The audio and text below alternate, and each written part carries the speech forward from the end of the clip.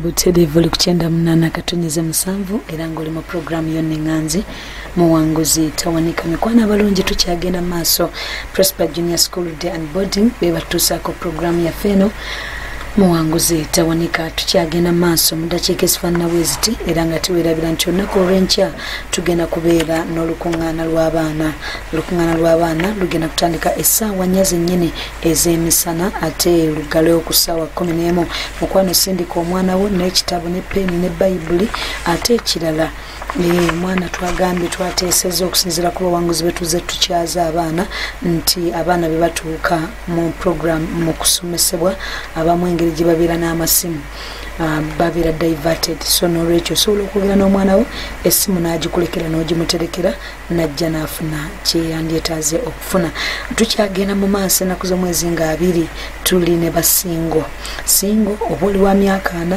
oba oli wa myaka 5 wagezaako ebintu ne bigaana abamu wabireka n'ogamba nze kambiveeko mpaka kufa naye mukwano wakyaliwo essuubi kasita owulira obujulizi bufaanana bwe tiwaba wakyaliyo essuubi nti osobola okuddamu n'oyingira mu bufumbo obutukuvu bwe tugenda mu maaso tujja kuba tukyetegereza bulungi kirango kino ekyenjawulo St. Lawrence Junior School Kabuwalya Day and Boarding lirina abasomesa abalungi ddala ate nga batendeke erina emmotoka ezitambuza abaana balya bulungi n'ebisulo bya mulembe ekifo ekisirifu ate nga kigazi bulungi basangibwa Kabuwa Church Zone Gabunga Road bayita abazadde baleeta abaana okwewandiisa kugenda maaso okumanya ebisingawo kuba ku ssimu zino wammanga 077 24 20 oba 07 4 20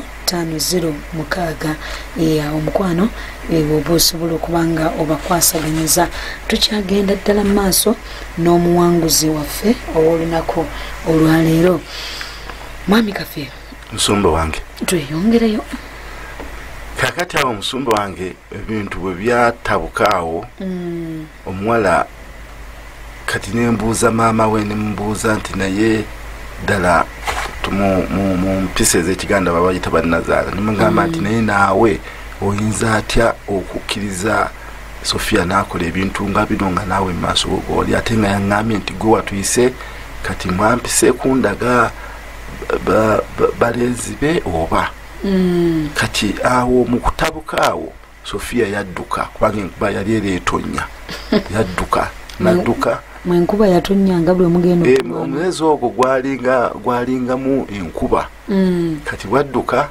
nze nembalekawo nenkwata emmotoka yange nenvuga nengenda nenzira ewaka kubanga manjukira nti twali twakava we twali tusuze okuva mu anemunu yaffe ey'okwanjula nga se tunatuuka nawaka nentuuka ewaka kati bwe navuga saatuuka waka wange kubanga mu motoka mwalimu ebintu bya Sofia bingi ebimu ebirawo ebaali bamwadde ebintu byebagaze nenvuga nentuuka ewaka waabwe emmotoka nengipakinga nengiteeka wa ewaabwe nze nenfuluma nentuuka wa kubanga wali kinnya na mpindi kumpi so kulozi nga bwalanga bwe nti wano mu studio ne wali mu mulyango gwa kyaki bwe natuukawo ne baggulawo taata we yali tabimanyi kubanga taata we musajja musiraamu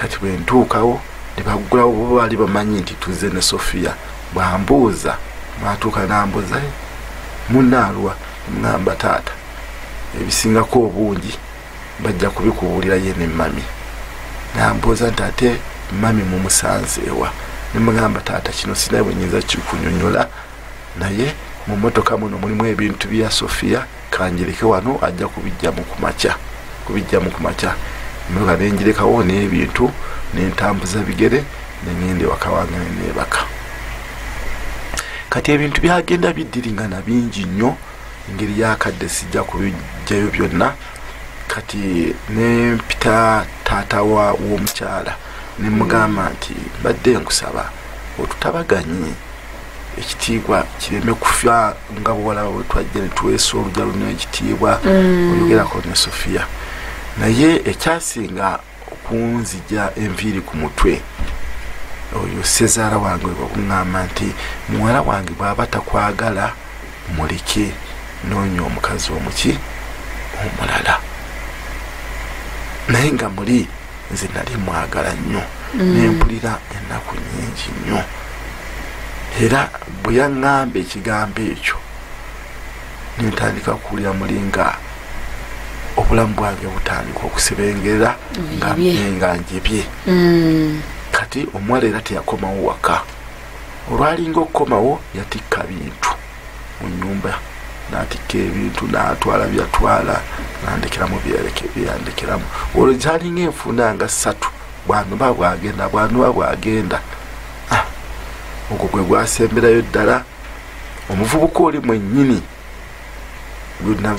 eyajja wali nga twakava mu kwanjula, oluvannyuma atandise okubasanga abatambula naye mu mmotoka.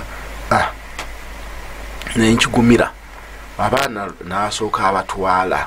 Kati bw'atwala abaana olw'okuba ewange baali balabanga life nungi, nalinanga buli kimu ekiri fridge, ebaamu ice cream, ebaamu bikwa, twalinawo akalinga ka retail shop kabaamu mata, buli kimu kyonna nga omanyi amaka yalinga eringa kubeera nga eggalaji nga nagifuula retail shop.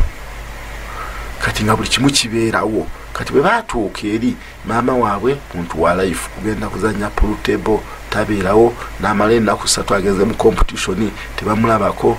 Kati bwe baatuukayo embeera nebalema nebatambula nga bwe mugambye nti kinyana mpindi ne bakomawo ewaka.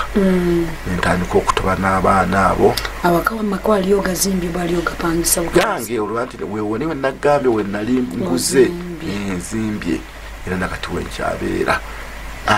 Ntandise n'abaana olwo akawala ako kagoli akagenze mu sini ey'okubiri kagenze mu P1 kali kakava ku Waterford mu ziddekera biki ebyo katandise bakapromotiza okuba nti kalina okugenda mu primary 1. Mukubiddeko ku masimu nemugamba kati future y'omwana ono tugenda kugikola tutya. Kati n'akalenzi nga kakatandika bwe kato okuyimirira. Nemugamba abaana bano katubandekedde, abaana eri tebaagalayo tebakulaba biki. Nangamba abaana baleke baddeyo wajjajjaabwe. Nemugamba nti nze sinnajjayo abaana be batambula bokka tebajja ewaka. N'abaana ne bagamba ddali tufe twagala kubeera eri wajjajja tunywa caayi mukalu biki. Ne mbagamba mubeereeyo nja kubaleeteranga amata. Ne ntandika okubisomba ebintu ebyo ebyetaagisa okulaba nti abaana babeera mu comfort zone ennungi, naye era tekyasoboka. Oluvannyuma abaana ne bakola ki, ne mbajjayo mukama n'abawakisa akaana akawala nenfuna essomero baliyita Waitenjo ebulengaawo nekatandisa boarding school. Mukama n'abawakisa nnyo n'akakuuma era gye kamalira P7. Kati kana akalenzi ko kaali bakayita Miko era katera okujja wano kali so active. Nekagamba dati bw'oba oyagala nange ensome nakusomera wali sister wange. Nemugamba Miko tojja kusobola. Kati nekagamba nja kusobola ekisulo. Mukama Katonda w'ekisa ekinyi ndowooza alina omwana oyo era ye from his daycare yatandikira mu boarding school. Nengenda nembuuza omukyalo oyo nannyini ssomero, omwami we baali bamuyita Mugerwa. Nangamba oli mwami wange, omwami wange anzaala wankima, abaana muleete mulabe oyenkana nemutwala. Kati Miko bwe yatuukayo n'alaba Gloria yabeera so happy. Essomero eryo ddungi, balunda ente, balima, balinako swimming pool. Miko nangamba dadi nze siddayo naawe. Omwana n'atandika daycare, from daycare up to now ali mu P6. Wow. Era omwana oyo babadde tebampitangako nti oba omwana yalwadde omusujja oba ki. Naye only one mistake yabaawo nga bwe nkugambye nti yali so active, yafuna problem, waliwo bino ebyesuubo. Kati munno yajja n'amusuuba nnyo n'abuukako omukono guno ne gunuuka. That is the only incident gyenzijukira abaana abo gye baali bakomyewo ku ewaka. So kati awo nentandika n'abakuumirayo omukono gwa Mukama ne gubeera nabo up to now. Gloria yamaliriza P7 kati yagenda nemuteeka ebuloba kati yavudde mu senior 1 yagenza mu senior 2 ono omulenzi yagenza mu P6 naye nga neva mbadde ntambula zisafari zange biki nga sulyanko simu nti omwana yaddoba ki kati nentandika okulaba situation eyo kati nange neŋŋamba sijja kusemba nakyo ngezaako nange nziremu nnwane ng'omusajja nga bagamba talina mukazi biki neŋŋamba nange kamulage nti nange nafunyeyo ki kubanga nga bwe twalinga ku kaalo nga beesazaawo ne beeyisa mu kamotoka biki nange neŋŋamba nange kanoonye kumbe simanyi waliyo ki kintu kiri ku ggwe ekizibu kindi ku kugulu ki kigamba olimba awo nno wakulu kati abaana bwe bawummula mu luumulo olwokusatu luno lwe tuli mu Desemba luba lunene nnyo ntandise okugenda nga mbagulirenga amata biki kati we nagenda okugula amata waliwo omukyala nga mbuza amata gano gogulanga nangula amata mangi lita 10 lita 2 ningafuma nengateeka mu fridge babeere nga bali carefree nga nfunyewo omukozi nabakuuma kati omukyala nangamba amata gogula gano gonna gaki nemugamba amata gano g'abaana bange nangamba lwaki maama waabwe siyajja nagagula nemugamba maama waabwe abalekawo n'agenda nangamba ng'olabye nzenga w'amata kubanga wajjanga zino emotoka eziva embala nangendawo ku makya nnyo ng'emotoka ziri mu gafuloodinga nga tebannagafukamu mazzi nangamba nze ngenda kuwa omuwala agenda okulabirira abaana bo nga ndowooza mpa mukozi olwo okuŋŋamba okumpa omuwala oyo olwo omukozi wange yali azzeeyo ewaabwe yali mukazi mukulu mu myaka ndowooza nga 35 nga azzeeyo nga maama we alwadde ng'alina okuddayo n'amujjanjaba naŋaa naye maama bw'anaawona ngenda kukomawo ndabirira abaana bano nemugamba kale kati abaana mbali munzekka kati bwentuukira eri omukyalo oli alina kasisita ke ng'agenda kuwa kasisita kange kano kagende kakulabirira abaana abo ngamba akampanga kinga mukozi nemugamba ngenda musasula sente meka neŋŋamba simukuwadde nga mukozi muwatwala omuwase yamaze sini ey'omukaaga nze mbadde muwerera naye sente sirina zikola ki zimwongerayo kawalabwe kati kato eŋŋamba kale kiwedde nange kati ababadde banneeyisizaako bagenda kulaba muwala muto ntuuseewo edduuka ndigudde ndyongeddemu n'ebintu muwala akoze muwala yali akitiivu nnyo ololaze sente ndyongeddemu sente awo nemugamba kakati njagala oddeyo osome nawe okusanga omusajja owa sente nayesebo nga naye aliko ekintu kakati nemugamba njagala oddeyo osome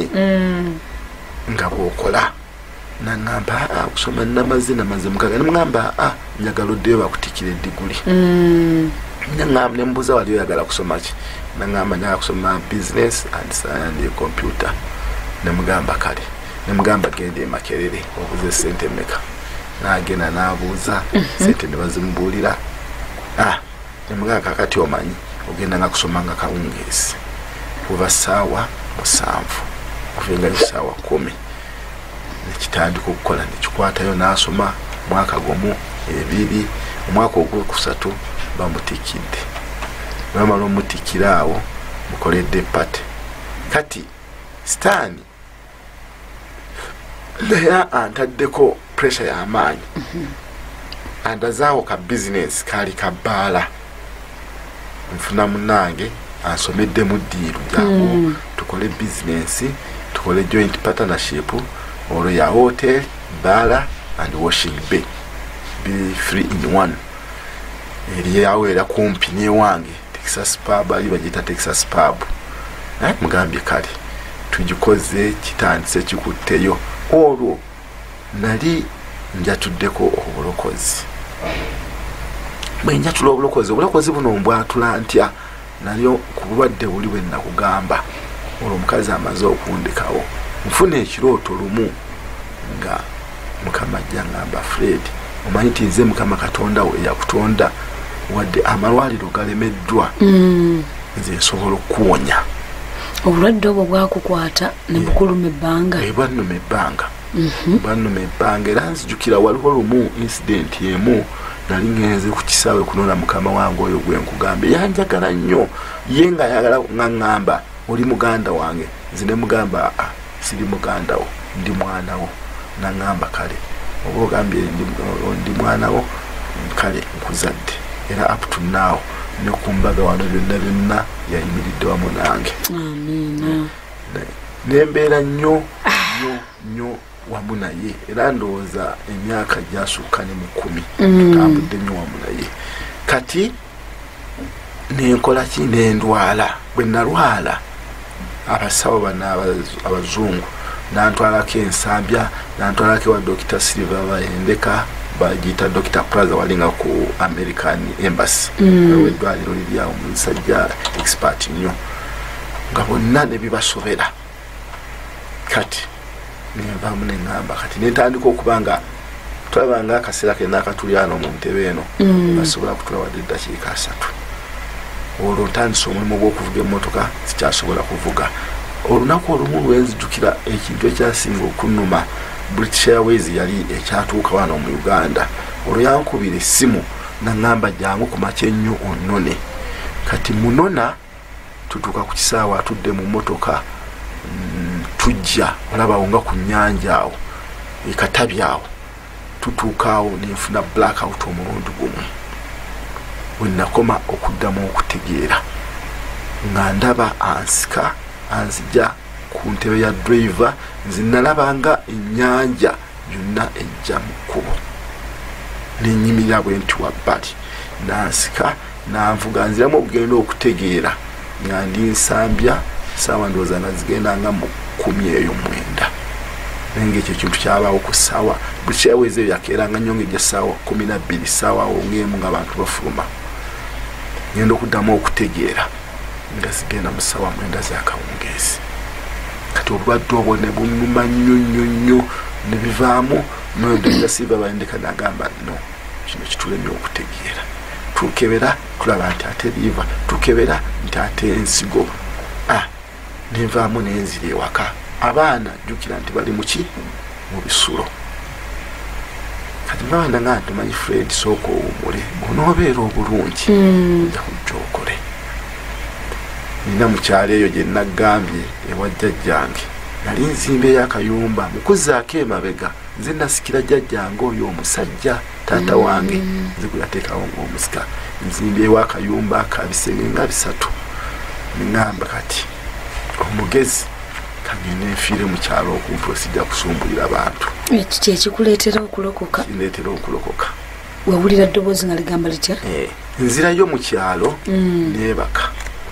Olwo nsula mu kiro mu nnyumba nkaaba. Ekiro ssaawa nga 9 mpulira eddoboozi ligamba nti Fred omanyi nti nze Mukama Katonda wo asobola okuwonya n'endwadde ezitasobola muntu yenna. Kiro ndi mu nnyumba ogwo nenzukuka nenteekako ettaala teri masannyalaze naye nali nateekamu mu nnyumba omwo essola swad nenteekako nenkyekinga mpulira eddoboozi ngenda okebera ku ssaawa nga ziri mu ssaawa 9 neŋŋamba kino kiki ano nayogeramu mpulira ebweru wali obunyonyi bwokka bwebukaaba neŋŋamba kino kiki nenziramu nenneebaka eddoboozi neddamu nga Fred nze Mukama Katonda we yakutonda. Singa osobola okukkiriza Yesu Kristo naaba omulokozi wo osobola okuwonya. Nenziramu nenzuuka saddamu okwebaka nga ozigenda mu ssaawa 11 nenfuluma ebweru neŋŋamba kiki kino nenkeera. Kati waliwo omukyala awo era omukyala oyo akyaliyo bwe yakeera ku makya nnyo yali agenda mugga kumpi era waliwo ekkubo. Nambuuza Saalongo leero ng'okedde nnyo. Ngamba nkedde kuwulira ku mpewo. Olwo natya olw'eddoboozi liri natya kubanga okusooka lyayogera ssaawa nga 10 ngenda okuddamu era nga zigenda mu 11 naye nga nanoonya mu nnyumba nga suulyamu muntu yenna. Nenkola ki nenziramu nensulawo olunaku olulala n'olunaku olulala. Kati nempulira eddoboozi nga liŋŋamba nti genda emutundwe waliwo church bagiyita Mutundu Christian Fellowship ojja kutuukayo osabe. Mwaka kyogo mwaka ndowooza 2013 14 tudde wali eri omuwala agenza okutandika okusoma. Kino kibaawo kigonde connectinga mukama okugamba okujja Mutundu ng'eri oli akyasoma ng'asoma mu kusoma tubeera naye ewaka naye nga saagala kumulaga nnyo nti ki nina obulwadde buno ono gaalo gwe baakuwa gwe bampa kati ne mugamba kakasa omanyiridde ebyewaka kagendeko mu kyalo naye emabega kaawo ne mubuulirako ebirooto nagamba ebyo ebirooto naawe abantu baloota nga bulijjo nemugamba kati zikangende mu kyalo gwe bona otukanga akawungeezi sibangawo genda okole ki osome kawungeezi komawo gulawo edduuka lyo okole olwo abaana tebaliiwo wa ewaka bazeeyo mu busulu bonna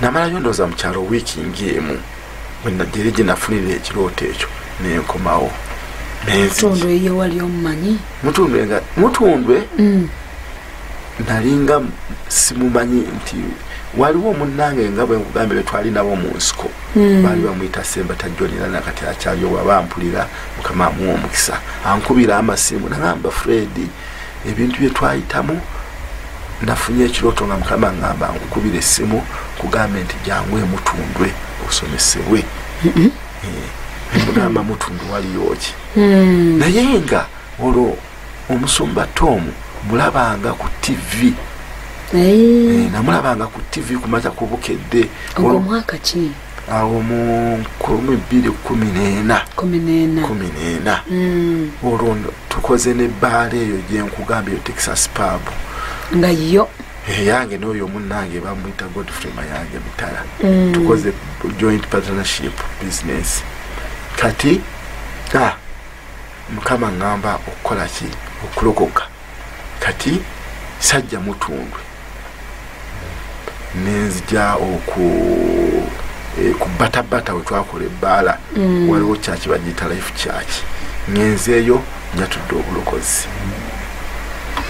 olwo obulokozi obwetwalidde engalo n'akalulu tuzeebaliza Katonda kati bwendokoka saayingira na mu kyaki mbeerawo ngamba mukama akukkiriza amalala go tegaali mangi amalala gaali mangi nnyo era nebaza mukama Katonda ow'ekiseera engeri gye yangumiikirizaamu n'amalala ge nalina naye olwo olw'essande nze nabeeranga waawo ku washing bay boza emmotoka tuguza jet machines biki eno ekifo kyokugenda nga wali nsabe bateekangawo emizinalo nga nsaba bwe boza emmotoka kola ssente obulokozi gwo bweyatuza nze nabweyatuza obulokozi kati nyoza ne mukama Katonda n'agamba olimba nja kuteekamu eddobo era nga dadi Tom bw'atera otugamba kati akunyiga ennyindo omwala ono akola ki atuuka okugraduatinga tumaze bulungi nnyo kati wali mu kwatula obulokozi nafuna relief ey'amaanyi ennyo ku kintu kino ekyali kinnuma nentandika n'okutambula engalo zino zonna zaali enjala zifuuse black nzenna nali nzimbagatanye ntandise okubeera nga ki olwo ntandise n'okugenda nga mu kyaki okusaba olw'essande naye nga si kyaki z'abalokole olwo waliwo kyaki endala awo ennamasuba ngenzengayo nsabye ngendanga n'emityana mu kyaki of Uganda ne mu kyaki yange eri eyali jjajjange gye yalinga aweerezaamu nkozi obweyamu mbazza entebe nabawo entebe 15 ng'ensigo okwebaza mukama Katonda kyakoze eki kyankoledde okumponya obulwadde buno era nagendayo n'empojuzi n'abaali bandaba ne basanyuka nnyo mu kanisa eyo era nakati entebe ezo